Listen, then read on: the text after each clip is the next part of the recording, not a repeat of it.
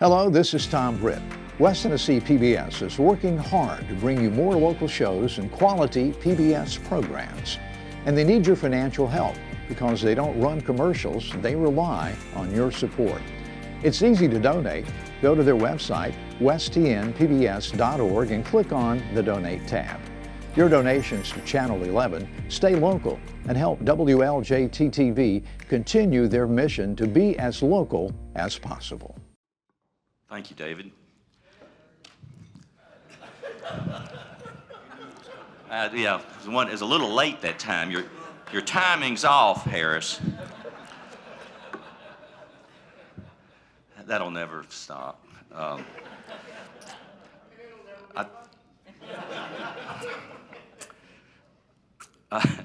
Okay. It is my distinct honor and privilege to introduce you to Ricky Long today. Ricky and I go way back to childhood days. We've known each other forever. Ricky is a man who loves Jackson, loves history, knows history, and can tell a great story. Ricky was born and raised in Jackson in the Hicksville neighborhood. How many people don't know what Hicksville is? Well, there's a few that don't. Anyway.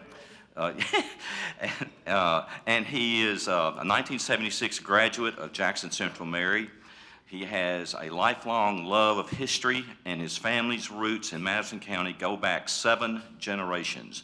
In 2013, he retired from the Jackson Fire Department and has served as Madison County historian since 2022. He took Harvey Alexander's place. He also is the president of the Midwest Tennessee Genealogical Society and serves on the board of the Big Black Creek Historical Association.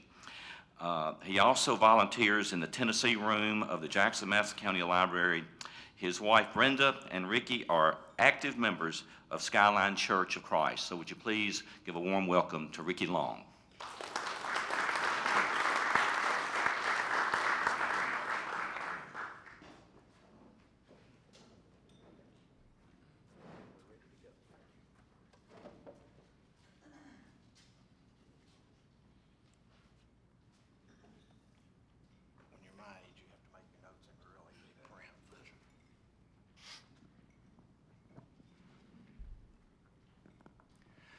I appreciate the chance to speak to y'all today. As Madison County historian, my job is to help all of us learn and learn from our history.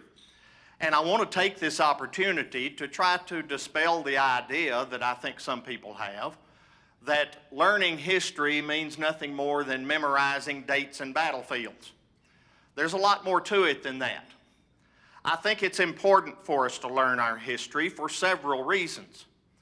First of all, I think that in a lot of cases, our history helps make and shape us into who we are. And I use we as both individuals and as a community, whether it's your town, your state, or your country. And when we learn about our history, I think we often find out why we think and act the way that we do sometimes. Secondly, I think that history repeats itself. Solomon said there's nothing new under the sun, and I think that's very true. I have a Facebook page that some of you may be familiar with called Today in Madison County History. And each day I post a few notes of local historical interest ranging from 25 years ago to 200 years ago. And you'd be surprised how often you can find a note in there that when you first read it, you think, well, I remember this. This was just a few months ago or a few years ago. And then you look at the date and realize it may have been 100 or 150 years ago. History very much repeats itself. And if we would take the time to learn from our history, it just might on occasion keep us from making all the same mistakes over and over again.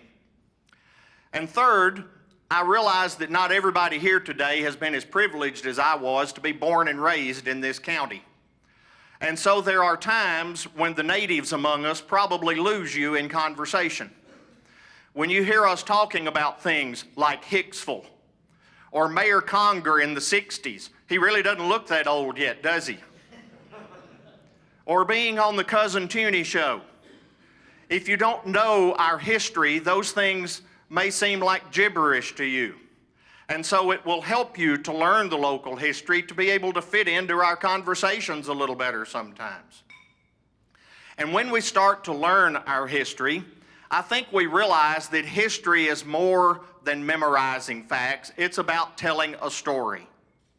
My predecessor, Harbert Alexander Sr., used to say that more than a historian, he considered himself a storyteller. And even before Harbert, there was a great storyteller in this county, a gentleman by the name of Fonville Neville.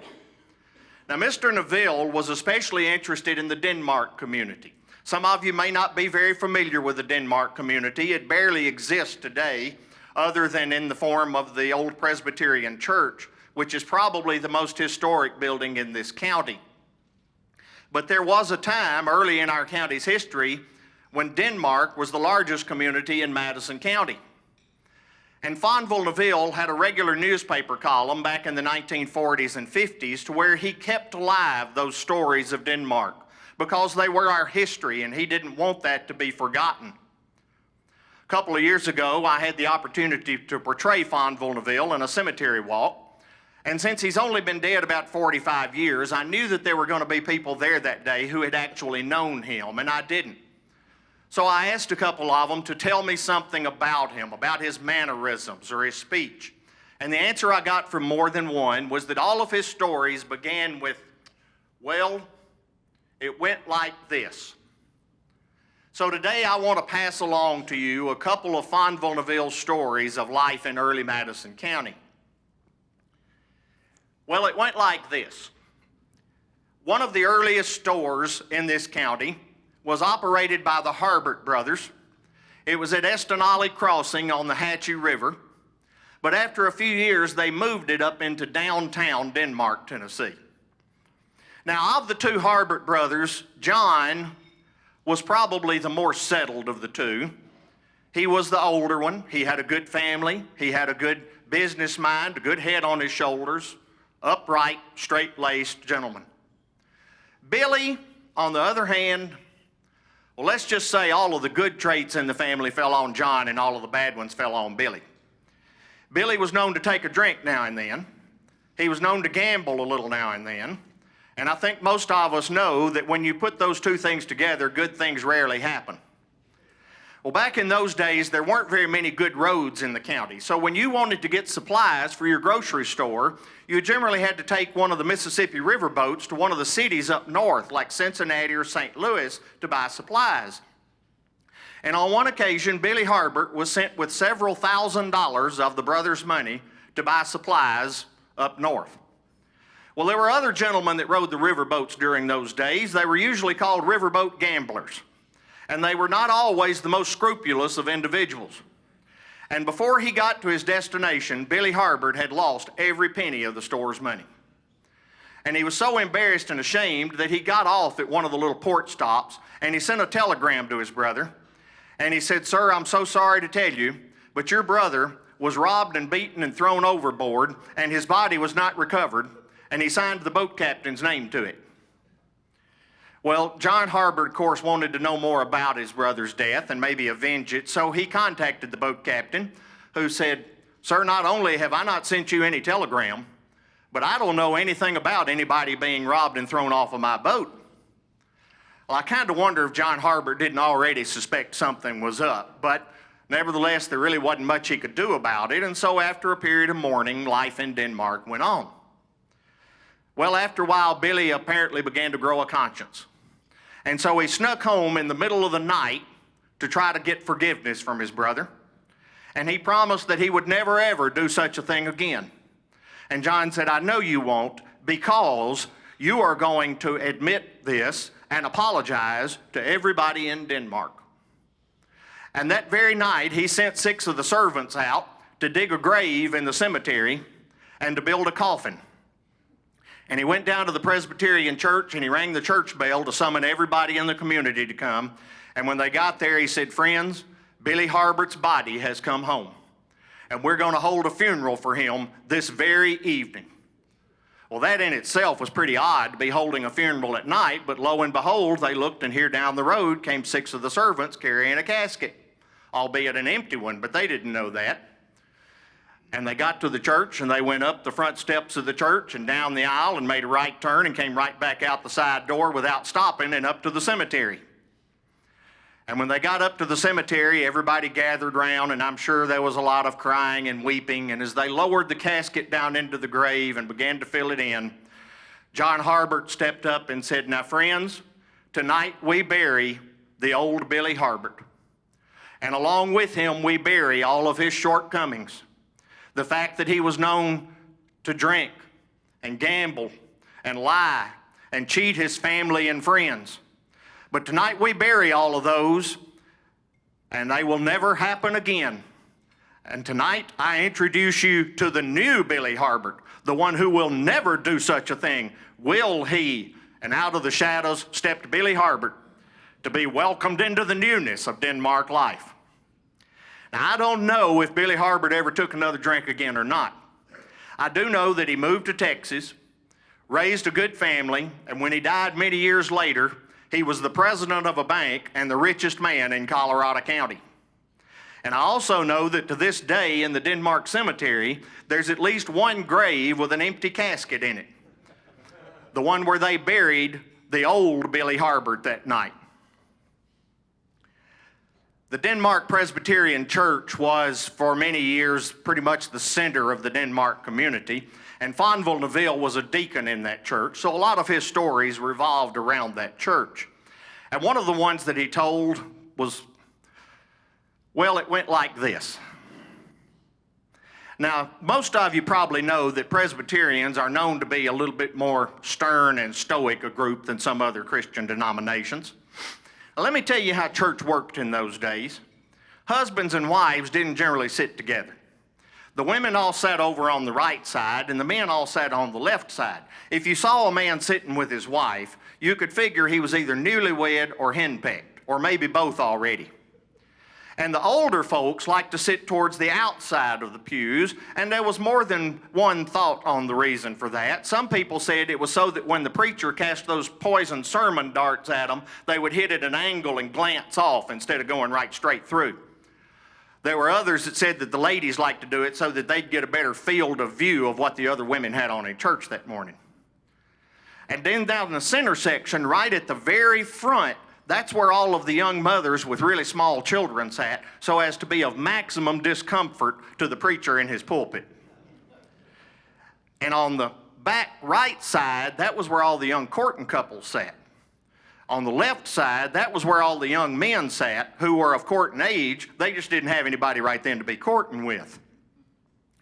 Well, there were a lot of pretty stern sermons preached in that church over the years against things like the evils of gambling or the wickedness of drinking too much. One of the worst sins you could commit, of course, was dancing. In fact, there was one deacon in the congregation who was known every now and then to get out on a Saturday night, cut a rug just a little bit. And when the elders would meet in session the next time, he'd be called before the session and he would apologize and promise never to do such a thing again. And they'd forgive him, knowing full well that next Saturday night he'd be right back out there doing it all over again. In fact, they eventually just quit calling him before the session because they realized it was a waste of time and it wasn't doing any good.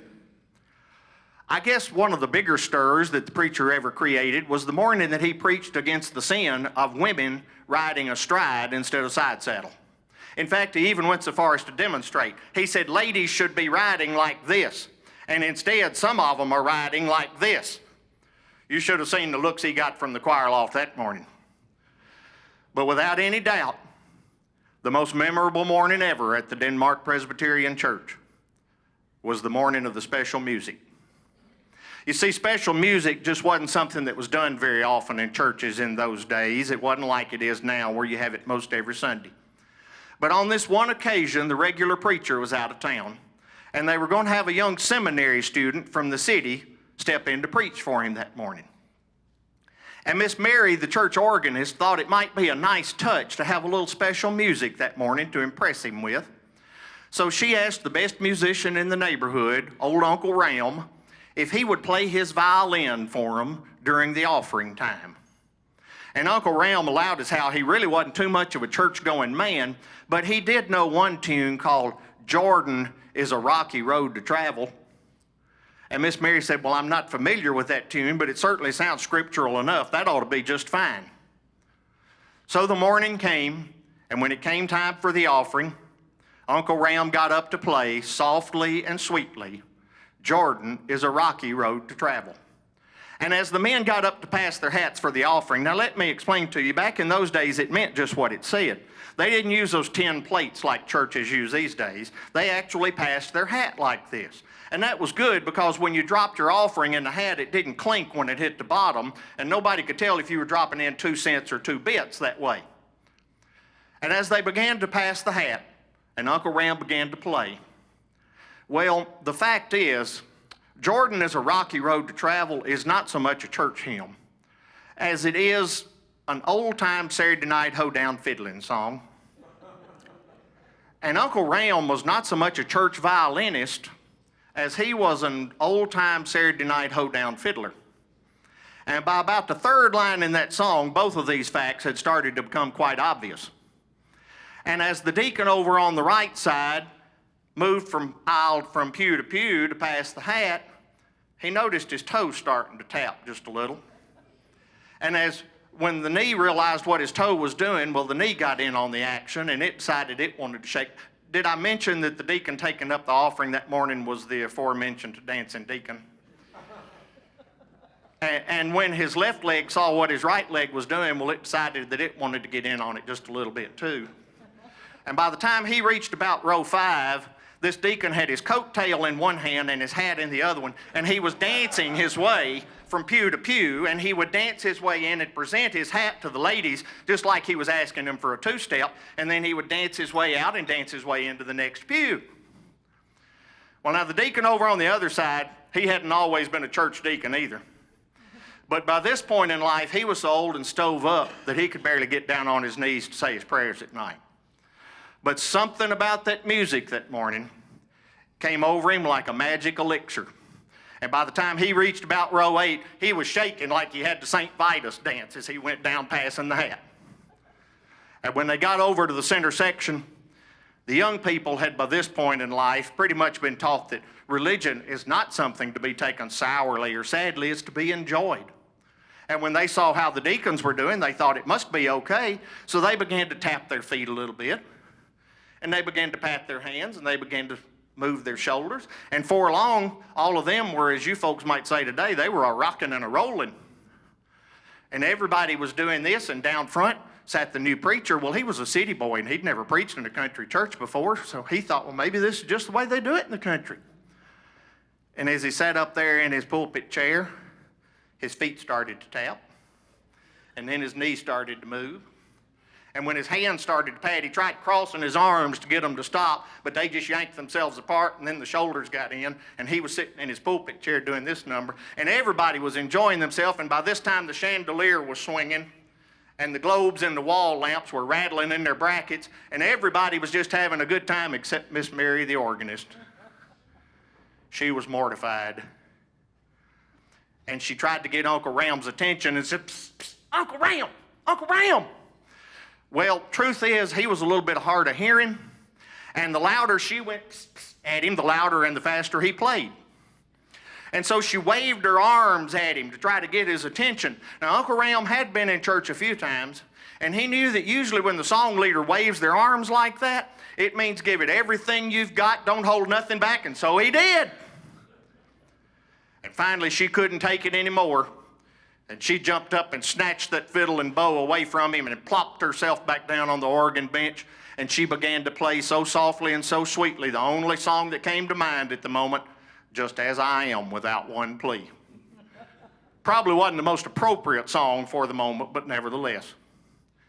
Now, I don't know, but I have heard that that morning was the largest offering ever taken up at the Denmark Presbyterian Church. And I can't help but believe that if the good Lord had chosen that very moment to call them all home to glory, that St. Peter would have met them at the Golden Gate calling squares as they all danced their way into eternity. And now you know the story of the morning of the special music at the Denmark Church. Thank you very much. This program you've been watching was made possible through the generous financial support of West Tennessee PBS viewers like you. Please visit westtnpbs.org and make a donation today so that we can continue to make local programs like this possible. Thank you.